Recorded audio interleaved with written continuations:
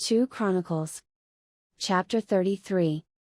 Manasseh was 12 years old when he began to reign, and he reigned 50 and 5 years in Jerusalem. But did that which was evil in the sight of the Lord, like unto the abominations of the heathen, whom the Lord had cast out before the children of Israel. For he built again the high places which Hezekiah his father had broken down, and he reared up altars for Baalim, and made groves, and worshipped all the host of heaven, and served them. Also he built altars in the house of the Lord, whereof the Lord had said, In Jerusalem shall my name be forever. And he built altars for all the host of heaven in the 2 courts of the house of the Lord. And he caused his children to pass through the fire in the valley of the son of Hinnom. Also he observed times, and used enchantments, and used witchcraft, and dealt with a familiar spirit, and with wizards. He wrought much evil in the sight of the Lord, to provoke him to anger.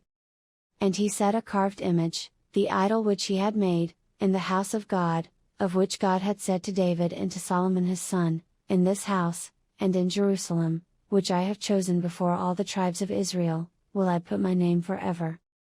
Neither will I any more remove the foot of Israel from out of the land which I have appointed for your fathers, so that they will take heed to do all that I have commanded them, according to the whole law and the statutes and the ordinances by the hand of Moses.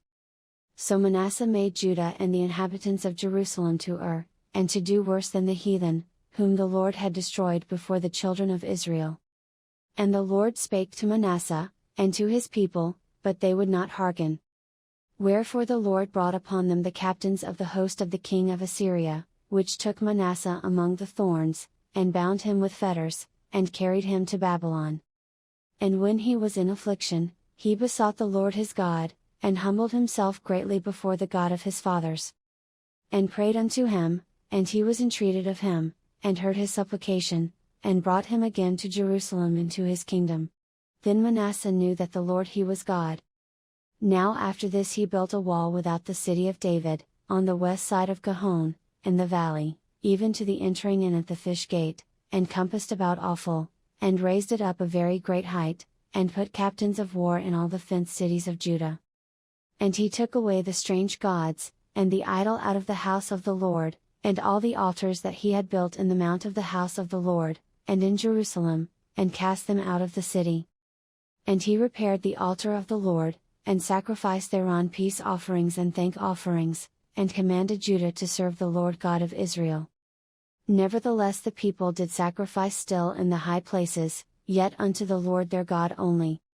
Now the rest of the acts of Manasseh, and his prayer unto his God, and the words of the seers that spake to him in the name of the Lord God of Israel, behold, they are written in the book of the kings of Israel.